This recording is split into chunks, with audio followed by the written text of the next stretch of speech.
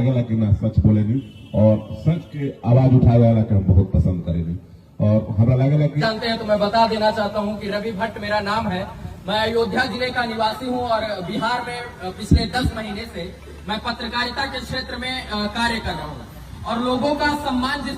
प्रकार से मिला उसको देखकर ये मन करता है कि बिहार छोड़कर ना जाऊं और बिहार में ही बस जाऊं और बिहार में 10 महीने से बस भी गया हूं। बिहार के लोगों का प्रेम बहुत ही अथाह है और सच में मैं कहता हूं कि अगर उत्तर प्रदेश मेरी शान है तो बिहार मेरी जान है और ये जान इसलिए बन गई क्योंकि बिहार के लोगों ने वो प्रेम 10 महीने में दिया है जो मैं पिछले 4 साल में वो प्रेम हासिल नहीं कर पाया उत्तर प्रदेश और दिल्ली में रहकर। तो जो 10 महीने का प्रेम है उसका कर्ज मैं सदैव निभाने का प्रयास करूंगा और देश हित के लिए, बिहार हित के लिए, समाज हित के लिए निरंतर मैं उन लोगों से लड़ता हूं जो लोगों ने समाज के पिछड़ा, गरीब, मजदूर, असहाय लोगों को छलने का कार्य किया है और आए दिन हम लोग लड़ते भी हैं और लड़कर लोगों को मदद करने का प्रयास करते हैं। और आज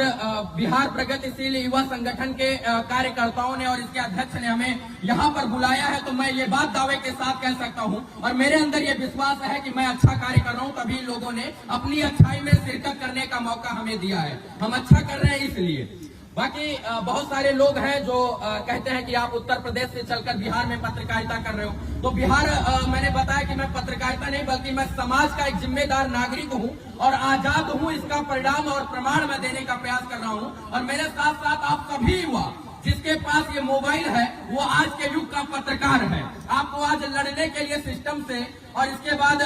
उन लोगों से जो आज सिस्टम में अपना बाप बने बैठे हैं उन लोगों से लड़ने के लिए आपको AK-47 राइफल, पिस्टल और लाठी डंडा की जरूरत नहीं बल्कि इस मोबाइल की जरूरत है। अगर आपके हाथ में ये मोबाइल है तो सबसे बड़ा पत्रकार आप हैं और आपकी ये जीत, कामयाबी है जो आपकी जीत है ये निश्चित होगी। ये कि ये युद्ध चल रहा है उन लोगों से जो लोगों ने हमको आज जकड़ कर रखा और हमको कहीं ना कहीं गुमराह करके रखा है कि हम आजाद हैं। बस इतना कहना चाहते हैं कि इस मोबाइल को अपना हथियार समझिए और इतना बड़ा हथियार समझिए कि इससे कोई भी जंग जीती जा सकती है। आप लोग एक योद्धा हैं, एक युद्ध चल रहा है और आप लोग एक योद्धा हैं और ये योद्धा के हाथ में जो मोबाइल है ये एक आपका जो है हथियार है और इसी से हम लोगों को लड़ना है। मैं समाज के बीच में जाता हूँ, लोगों की आवाज सुनता हूँ और लोगों के बीच में उनकी समस्याओं को सुनने का प्रयास करता हूँ। मई में हमारे पत्रकार साथी थे एक सुभाष कुमार जिनकी बेगूसराय में हत्या हो गई और वहां पर 7 दिन तक सन्नाटा रहा, कोई भी आला अधिकारी वहां पर नहीं पहुंचा, न न्याय मिला और हमको वहां पर 7 दिन से टैग किया जा रहा था कि आप रवि जी आइए, रवि जी आइए, रवि जी आइए। हम लोग विशाल जी के साथ बेगूसराय में पहुंचे और जब वहां पर हम लोगों ने कवरेज किया तो उसी में से सुदीप एक माता जी थी, उन्होंने कहा ये पत्रकार लोग आते हैं और ऐसे चिल्ला कर चले जाते हैं, 7 दिन से यही हो रहा है, कुछ नहीं हुआ। तो हम विशाल जी के साथ थे वहां पर, हमने कहा हम आंदोलन करेंगे यहाँ पर और युवाओं को जितना युवा आ सकते हैं बेगूसराय में बुलाइए, हम लोग न्याय की लड़ाई लड़ेंगे। और इसके बाद हम लोगों ने वहां पर 24 घंटे मात्र जो है आंदोलन किया, एक रोड जाम किया शांतिपूर्वक तरीके से, दूसरे दिन डीएम साहब का घेराव किया और उसका नतीजा ये निकला कि माननीय कोर्ट को उसमें हस्तक्षेप करना पड़ा और 24 घंटे के अंदर माननीय कोर्ट ने कुर्की जब्ती का आदेश दिया। वो हमारी जीत है और इसलिए हम लोगों के लिए लड़ते हैं और बिहार का कोई भी नागरिक हो हम लोग उसके लिए दिन रात जो है आगे लड़ने के लिए तैयार हैं और वो समाज हो, किसी भी जाति से हो, किसी भी धर्म से हो, मजहब से हो, मुझे फर्क नहीं पड़ता है। मुझे फर्क इस बात से पड़ता है कि वो पीड़ित है और वो इंसान है और इंसानियत के नाते हम इंसान बनकर उसके लिए इंसानियत के नाते सदैव लड़ते रहेंगे। बाकी मैं अयोध्या से आया हूँ, आप लोगों ने इतना प्रेम दिया है उसके लिए आप सभी का बहुत बहुत धन्यवाद। एक और घटना बता देता हूँ, जमुई का एक सिमुल तल्ला है जहाँ पर गोकुल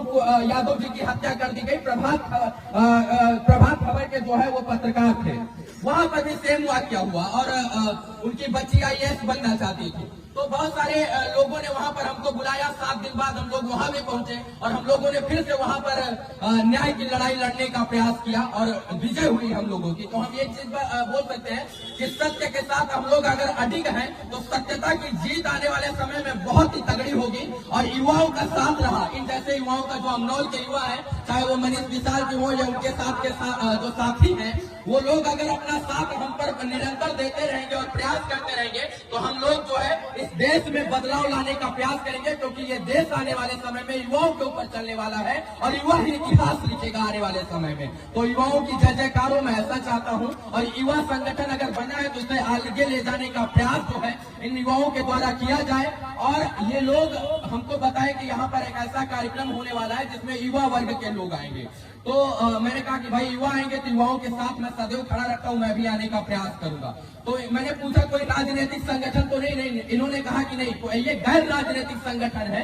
और हम लोग अमनौर के साथ साथ आसपास के इलाकों में जाकर गरीब, पिछड़ा, मजदूर, किसान, इसके बाद गरीबों की आवाज उठाने का प्रयास करेंगे और उनकी आवाज वहां तक पहुंचाएंगे जहां तक उनकी आवाज पहुंचनी चाहिए। सिस्टम ने अगर उनका हक मारा है, अगर नेताओं ने उनका हक मारा है, तो हम लोग हक दिलाने का प्रयास करेंगे। तो हमें बड़ी खुशी हुई कि ऐसे संगठन चलिए बिहार में बन रहे हैं, अमनौर में बन रहे हैं, और ऐसे 10-12 और संगठन बन जाएं तो शायद से बिहार की दिशा और दशा सब कुछ परिवर्तित हो सकती है और बदलने की भी जरूरत है, क्योंकि जब युवा रहेंगे तो समाज का और देश का विकास निश्चित होगा। बाकी आप लोगों ने इतना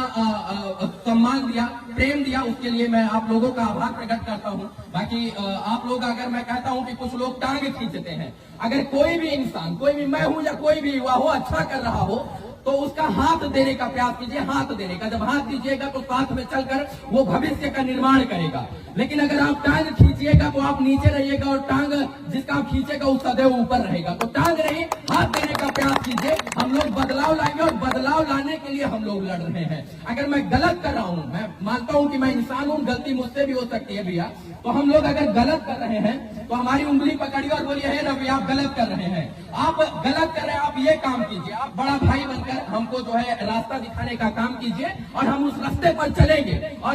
मैं छोटा बनकर उस रास्ते पर चलूंगा, लेकिन टांग नहीं, हाथ खींचिए। जिस दिन हाथ पकड़कर, उंगली पकड़कर हमको रास्ता दिखाएंगे, उस दिन मैं और ऊर्जा गति और तेज गति से के साथ बिहार के लोगों के लिए, युवाओं के लिए कार्य करूंगा। बाकी